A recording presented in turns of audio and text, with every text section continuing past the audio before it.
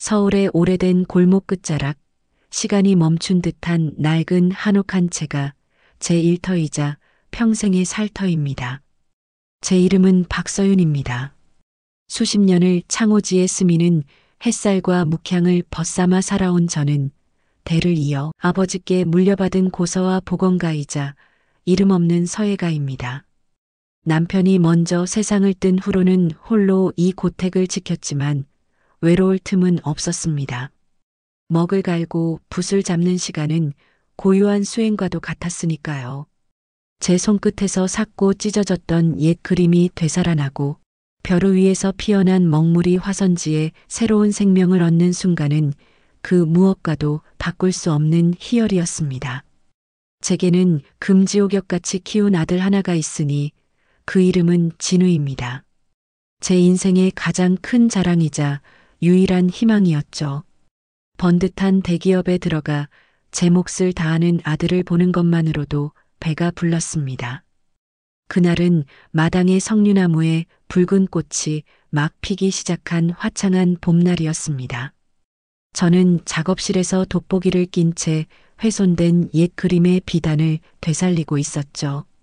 그때 제 휴대폰이 잔잔한 가락으로 울렸습니다. 어머니, 저 진우예요.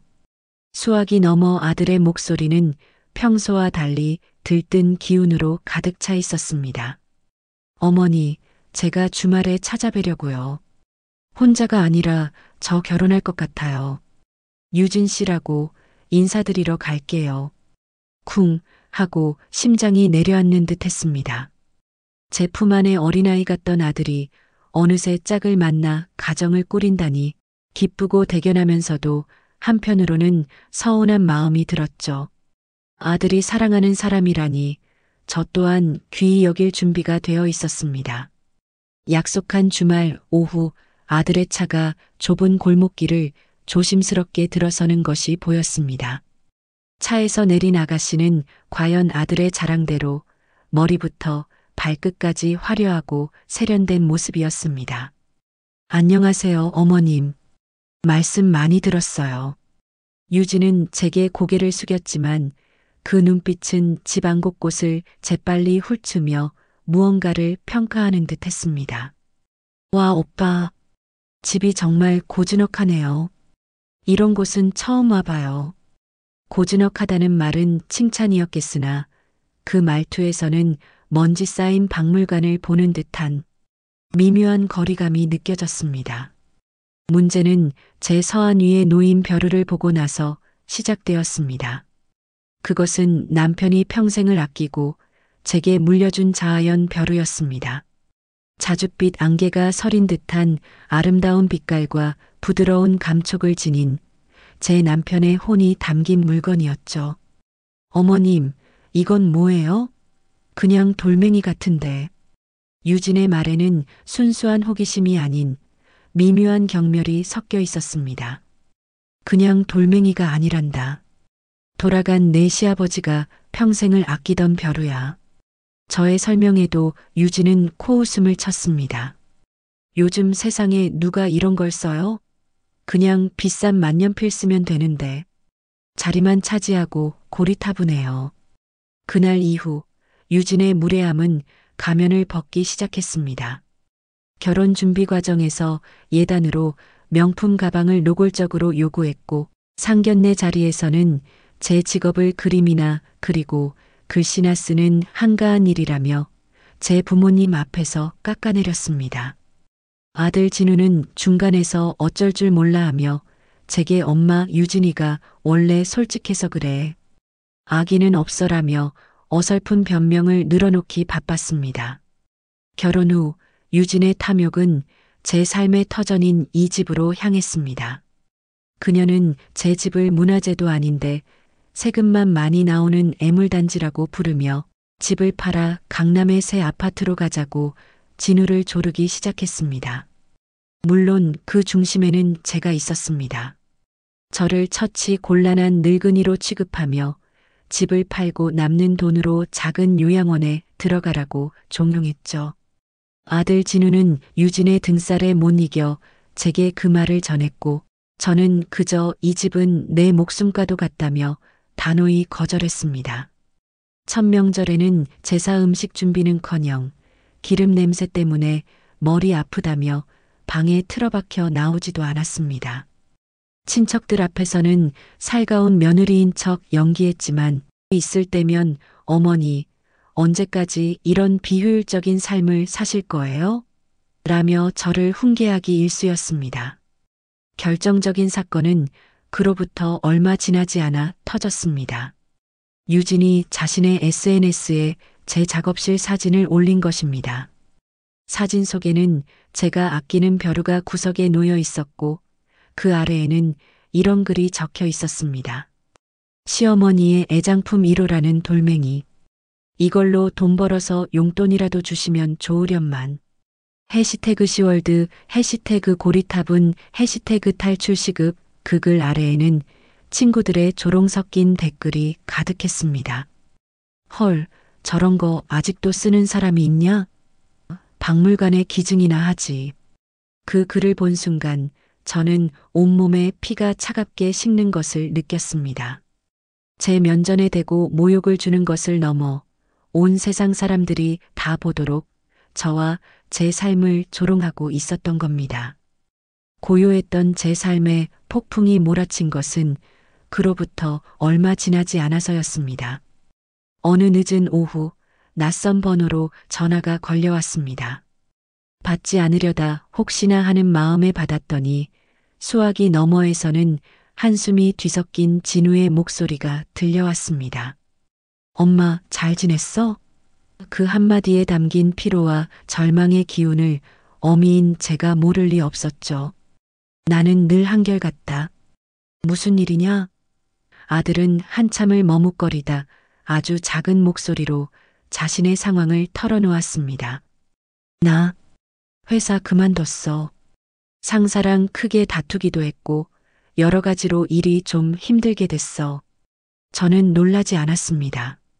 언젠가 한 번은 터질 일이라고 어렴풋이 짐작하고 있었으니까요. 그 아이는 책임감보다는 허영심이 앞서는 아내를 감당하기에는 너무나 심약한 아이였습니다. 유진의 과도한 소비와 남과의 비교는 진우를 끊임없이 압박했고 결국 회사 일에 집중하지 못해 큰 실수를 저질렀다는 것이었습니다. 그래. 그래서 앞으로는 어찌할 생각이냐?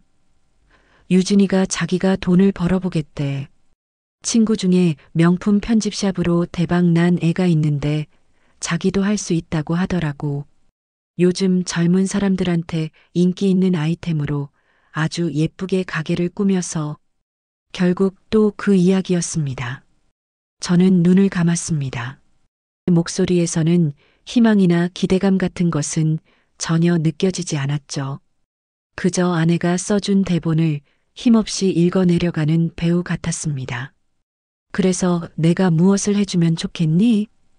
제가 핵심을 짚자 진우는 세상에서 가장 하기 힘든 말을 하는 사람처럼 어렵게 입을 열었습니다. 미안해, 엄마. 정말 면목 없어. 그런데 딱 한 번만, 마지막으로 한 번만 도와주면 안 될까? 가게 열 자본금이 조금 부족해서 그래. 유진이가 그러는데 딱 3억만 있으면 된대. 가게만 열면 이자까지 쳐서 금방 갚을 수 있다고. 3억? 저는 실수했습니다. 진우야, 너는 아직도 상황 파악이 안 되는구나. 내 아내는 나를 요양원에 보내려고 했다. 그런 사람에게 내가 왜 내 피 같은 돈을 내주어야 하느냐? 그리고 나에게 그런 큰 돈이 어디 있느냐?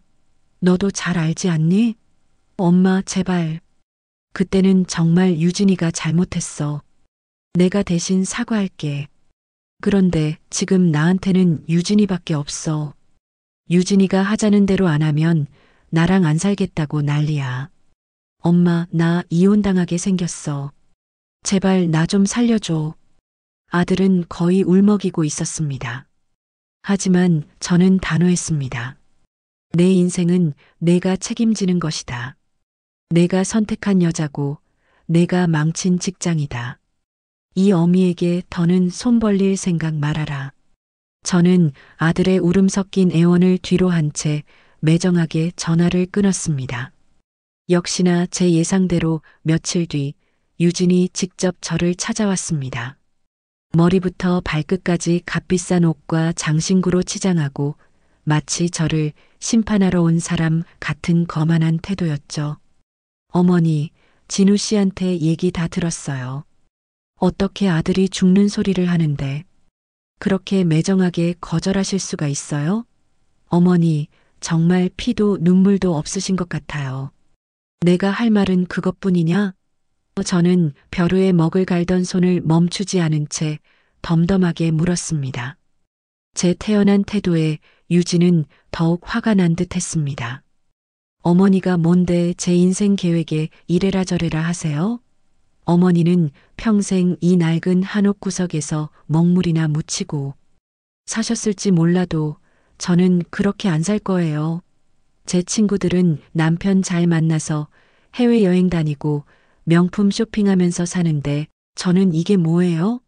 다 어머니가 이 집이랑 그깟 돌멩이 끌어안고 고집 부려서 그런 거 아니에요. 그러니 그 화려한 인생을 위해 내 돈을 내놓으라는 말이냐? 못 줄 건 뭐예요? 어차피 어머니 혼자 그 돈 다 쓰지도 못하시잖아요.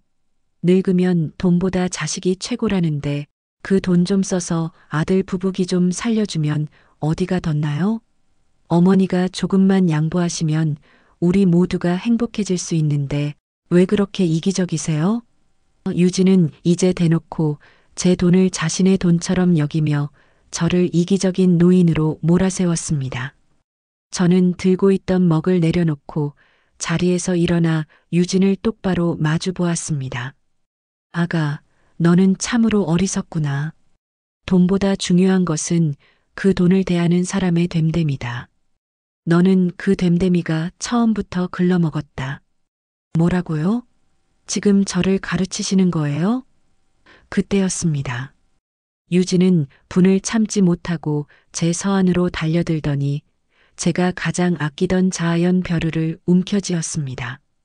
이딴 돌멩이가 뭐라고 이렇게 애지중지하세요? 이게 돈이 돼요?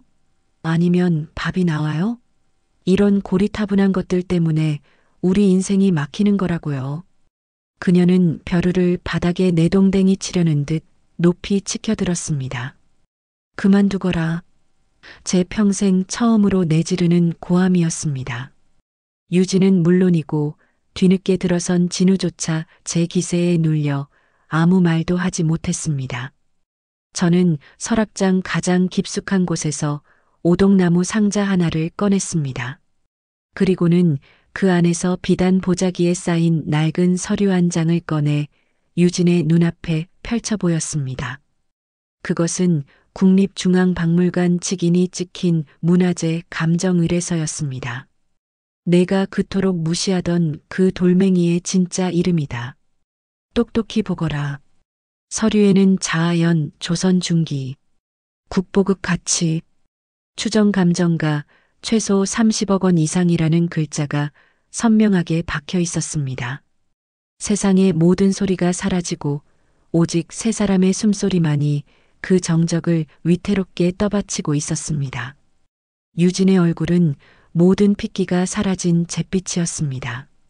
동공은 초점을 잃은 채 허공에 고정되었고 떡 벌어진 입에서는 아무런 소리도 새어나오지 않았습니다. 그녀가 평생을 바쳐 쫓았던 돈, 부, 명예가 한순간에 신기루처럼 사라져버렸다는 절망감, 그리고 그 모든 것을 걷어차 버린 장본인이 바로 자기 자신이라는 뼈아픈 깨달음이 그녀를 산채로 집어삼키고 있었죠. 그 옆에 있는 제 아들 진우는 거대한 망치로 뒤통수를 얻어맞은 사람처럼 멍하니 바닥만 내려다보고 있었습니다. 자신이 그토록 무시하고 아내의 탐욕에 동조하여 등지려 했던 어머니가 사실은 돌아가신 아버님의 유지를 받들어 이 모든 것을 묵묵히 지켜내고 있었다는 진실, 그리고 자신은 어리석은 아내의 편에 서서 어머니의 가슴에 대못을 박았다는 죄책감이 그의 영혼을 짓누르고 있었습니다. 마침내 정신이 든 유진은 짐승 같은 비명을 내지르며 바닥에 주저앉았습니다. 그리고는 무릎으로 기어 제게 다가와 제 한복 자락을 붙잡고 머리를 조아리기 시작했습니다. 어머니, 어머니, 제가 정말 죽을 죄를 지었습니다. 제가 눈이 멀었습니다. 돈에 눈이 멀어서 세상에서 가장 귀한 분을 제 눈앞에 두고도 알아보지 못했습니다. 제발 저를 며느리로 다시 거두어 주세요. 네, 어머니. 그녀의 사과에는 진심이 단 한 톨도 섞여 있지 않았습니다. 오직 탐욕과 후회, 그리고 놓쳐버린 부에 대한 절망적인 집착만이 가득했죠. 저는 조용히 입을 열었습니다. 아가, 내가 너에게 한 가지 묻고 싶구나. 내가 지금 나에게 용서를 구하는 것이 가난한 시어미를 무시했던 너의 죄 때문이냐? 아니면 그 시어미가 사실은 어마어마한 부자였다는 것을 몰랐던 너의 그 어리석은 계산 착오 때문이냐? 제 질문은 비수가 되어 유진의 심장에 정확히 박혔습니다. 그녀는 아무런 대답도 하지 못했습니다. 너는 나에게 용서를 구할 자격이 없다. 내가 사과해야 할 대상은 내가 아니라 하늘에서 이 모든 것을 지켜보고 계실 내 시아버지와 너의 어리석은 선택 때문에 인생을 망치게 된 내 남편, 그리고 너 자신일 것이다. 저는 제 옷자락을 붙잡고 있는 유진의 손을 힘주어 떼어냈습니다. 기회는 있었다. 내가 처음 이 집에 왔을 때, SNS에 내 흉을 봤을 때, 나를 요양원에 보내려 했을 때, 그리고 내 남편을 모욕했을 때까지 나는 참고 또 참으며 너에게 마지막 기회를 주었다. 하지만 너는 그 모든 기회를 내 발로 걷어차 버렸지. 그때 제 등 뒤에서 진우가 저를 불렀습니다. 어머니, 죄송합니다. 제가 다 잘못했어요. 이 모든 게 제 탓입니다. 제발 저희를 버리지 말아주세요. 아들의 진심 어린 사과였습니다. 하지만 그 사과조차 너무 늦어버렸습니다. 진우야, 나는 너를 버리는 것이 아니다. 나는 이제 너를 온전한 어른으로 놓아주는 것이다. 내가 저지른 일에 대한 책임을 지고 내가 선택한 삶의 무게를 스스로 감당해야 할 때가 온 게다.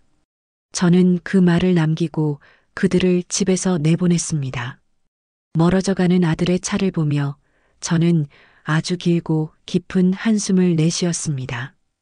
이제 정말 모든 것이 끝났다는 안도감과 제 손으로 아들을 내친 것만 같은 씁쓸함이 교차했습니다. 하지만 저는 후회하지 않았습니다.